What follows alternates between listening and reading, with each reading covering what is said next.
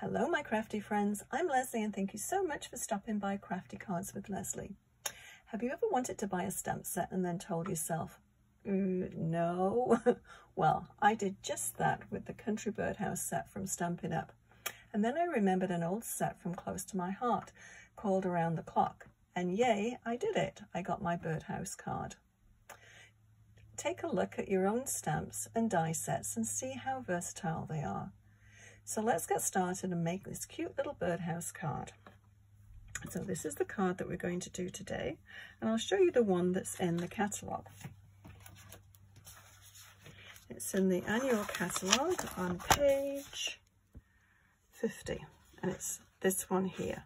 I thought this was just such a cute little card that I bought so many sets recently, I really didn't want to have to invest in another one. And as I said, then I remembered this this other set that I had. I'll show you, it's this one here. It's called Around the Clock, and it's actually a cuckoo clock, but I thought very close to being just a birdhouse, and we'll make it a birdhouse, which we did. So that's the one. And if you don't have anything like this, I definitely think this is a fabulous set. I know a few people that have got this one and they really like it. And I've seen some great work on Pinterest and various other sites using this set. So definitely a good one to have. But as I said, I've got so many stamp sets and it's always nice to be able to use some that you've already got. So I'll just go through all the different things that I've used to make this card. So here we go. So the little tag I got from this one here. It's the Happy Little Things. It comes with the little die set, which is two little tags. Actually, I've got them right on my wall here. So this is the one that I used today. And of course the sentiment is from the cuckoo clock one, but this is nice. I really like the size of that tag. And so to do the background, you can either splatter it with just watered down ink, or a splatter, controlled splatter stamp, which I used for this one, and I used Glacier ink. And I don't know, I've lost count how many times I use this stamp. It's called, and I've got it in upside down, A Million Little Things. And it's a fantastic little splatter stamp. And then I was looking through for a little bird, because of course the one in the catalogue is probably about that size. I haven't really compared them side by side. Let's have a little look. Yeah, very similar actually. It's not too dissimilar. So I looked through all of my little bird stamps and then found this little guy. And this is a very old set. It's Every Little Thing Scrapbooking. And yeah, so I tried to keep all the colours fairly similar. So I don't know if that's an actual, if there's an actual bird with those colours in. I doubt it. I've never seen one around here anyway. But it is for now.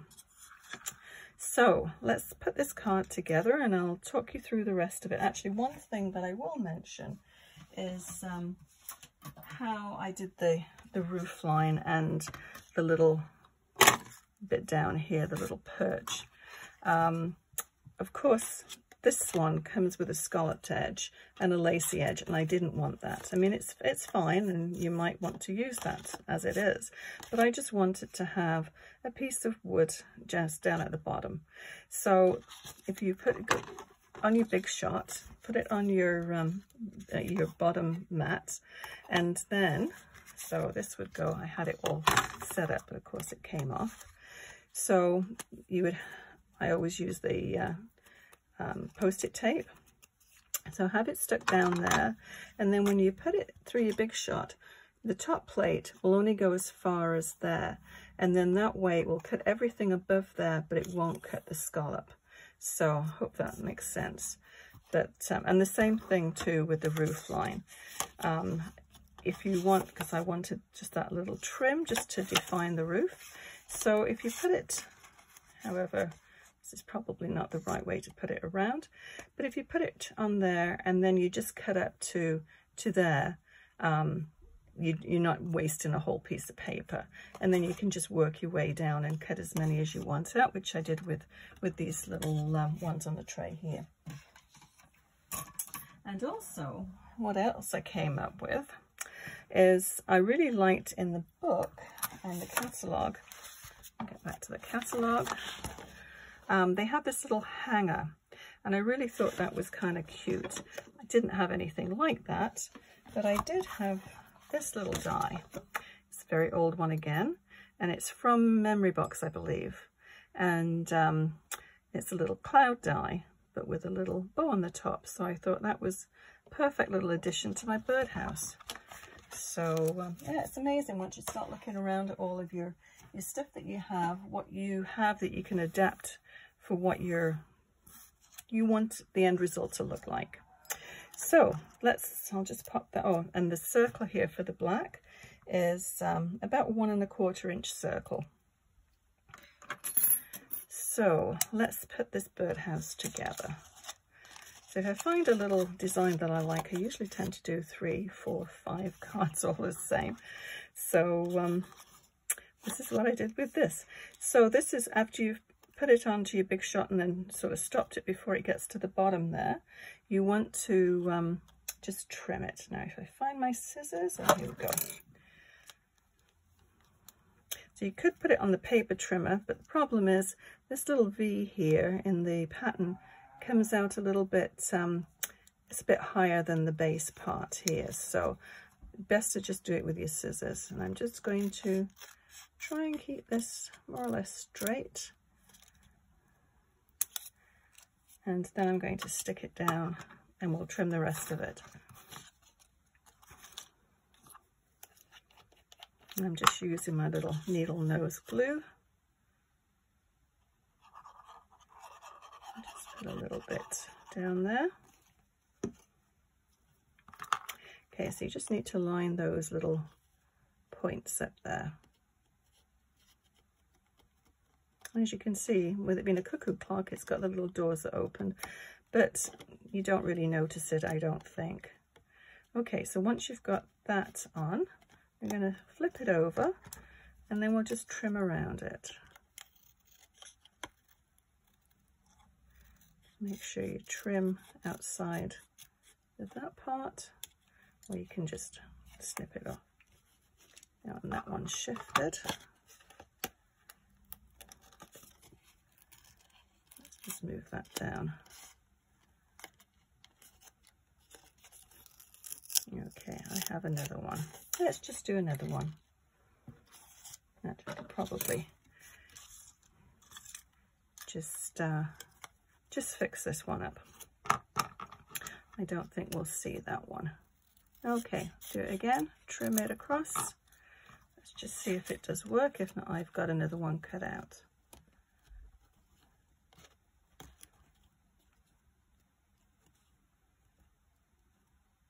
Yeah, that's going to work.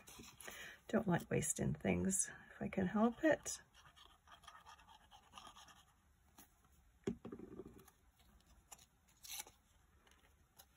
Okay, so this time make sure it doesn't slide around, because it does stick quite quickly, that glue. Okay, let's line that up. Bit difficult to see with the camera in the way and the light. That's my excuse anyway. Okay, I think that should be okay. So we're going to just trim the rest of it off. And any part that just sticks out here, just snip it.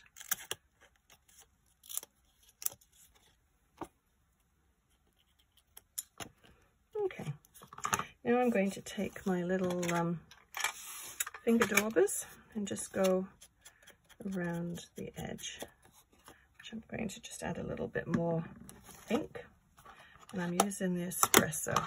Actually, I stamped everything out in the espresso as well, all the little birds. I didn't want to do just total black.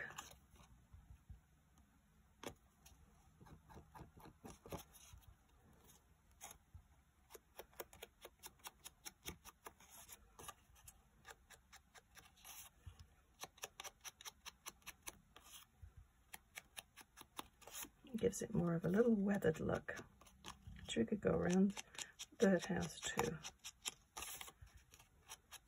Although this side you're not going to see too much of because it's going to be covered with the greenery. It's not really green, I guess leaves. Okay, and we're going to do the same thing with the roof. So with this one, I mean, you could put the whole thing down, but I didn't cut it evenly because I just intended to trim it. So best as you can, you just want a little border all the way around the top just to define the roof line. And that's pretty close. Let's see if we can get this one on straight. And just a little bead of glue.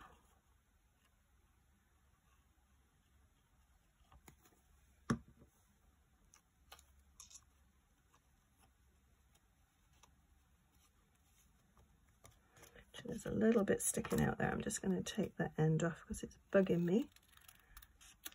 There we go. Now I was thinking when I did this card, when I started trying to come up with a design for it, I would put the little black circle over there, but then it's just way too high. So as I said, it doesn't really bother me that you can see that little line, but I just moved it a little bit lower down and I think it looks a little bit more realistic. So I'm going to just stick that down with the tape runner. And just so it almost covers that bottom markup little line. Okay, so next we'll do the little bird. I thought I'd use this little paint palette and sort it all out, but then things get messed up. Okay, so we'll just use a dimensional, maybe 2 dimensionals.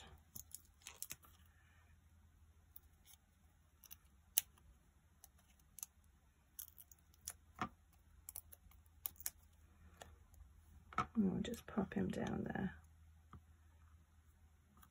Makes it look as though he's just going to pop into his house. So what I did as well for, I can't remember if I said, but I just used this pen just to highlight the eye, because I found by the time I'd put the, coloured it in, it sort of, it dulled it down. So I wanted the eye to stand out. Same with the little feet as well.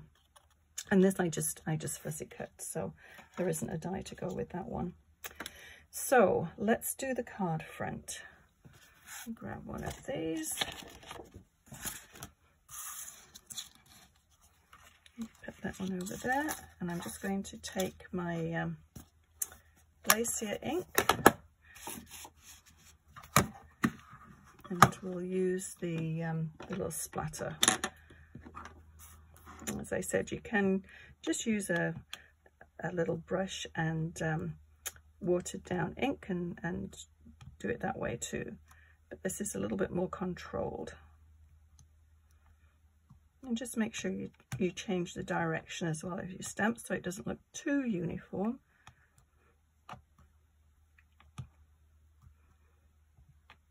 And it just takes the plainness off the back of the card. Actually, this side's going to be covered with all the leaves and flowers, so I think that's probably okay.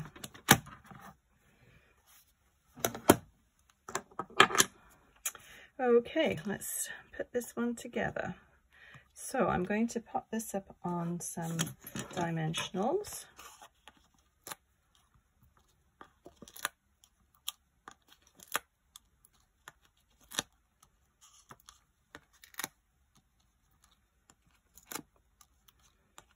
And you want enough on there that it's not going to get squished if you're going to put it in the mail. I'll put one more on up on the top here.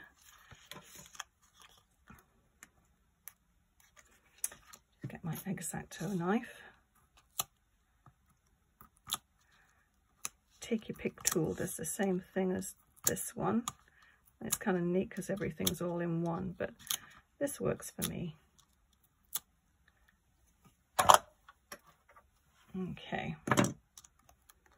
So So I put it slightly over to the right hand side. It just leaves a little bit more room for the flowers on that side, probably about there.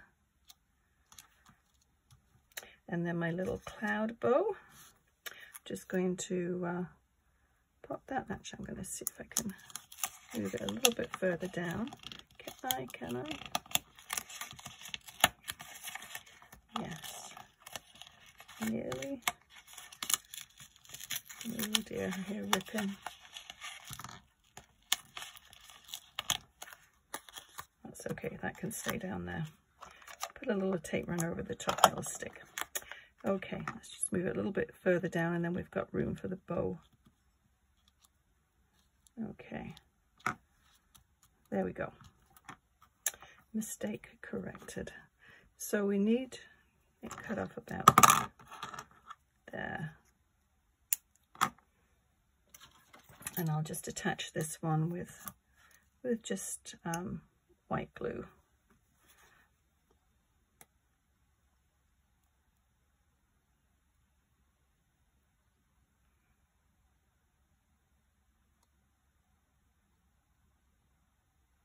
Okay, just slide this one down. Yeah, very cute. Okay, so let's do our flowers. So I have this one, which I think I'll just pop at the back, and I'll just tuck that in like that. We'll just sort of dry fit it first, I think. If it sticks over the edge a little bit, that's fine, because it's going to have the card base as well. And then we'll do this one next. And then that one. Yeah, okay. I think I'll just slide some glue underneath here. You don't have to have every little square inch of your dies covered in glue. In fact, I think it adds a little bit more dimension if areas are lifted, as long as it's not going to rip off the card, obviously.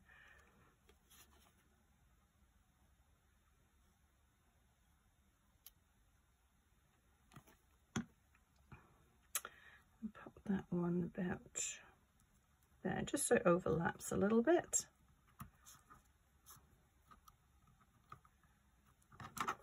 Just see, when you want something to stick, it comes back up. When you want to take something off, when it's already stuck down, it doesn't move at all. Okay, we'll pop that there. I'm going to stick it down here, but it's going to have a dimensional just up on the top there. And we'll do the little dimensionals. Just put, I think probably, we'll do 2. Do on that one.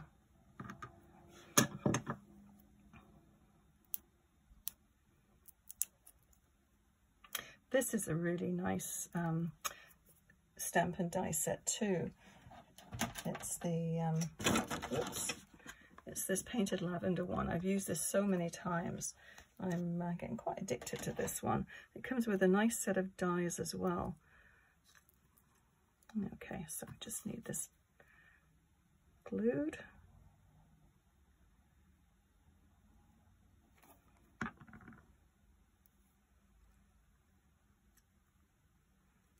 Okay.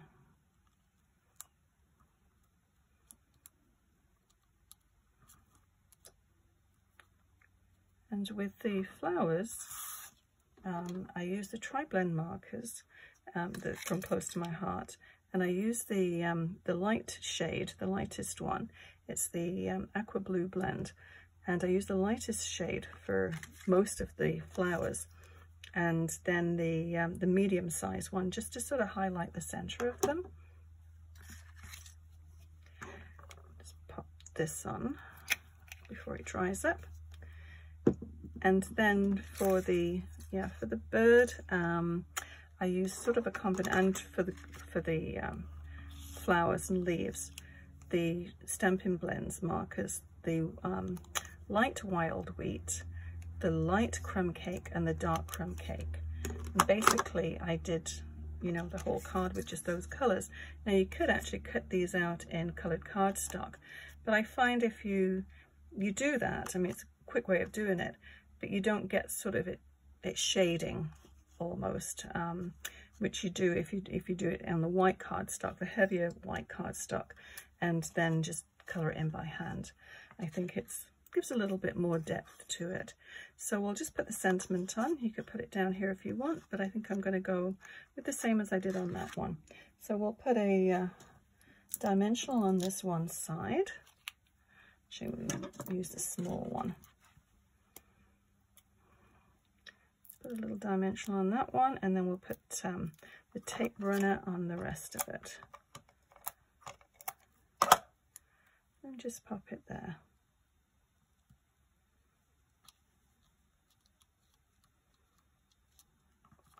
So as you can see, I coloured the birds quite differently. That one's much darker than that one, but use your own imagination and you can just make it whatever colour you want. I'm sure somewhere in the world there's a bird with those colours. Who knows? So let us go and stick this down to the card front.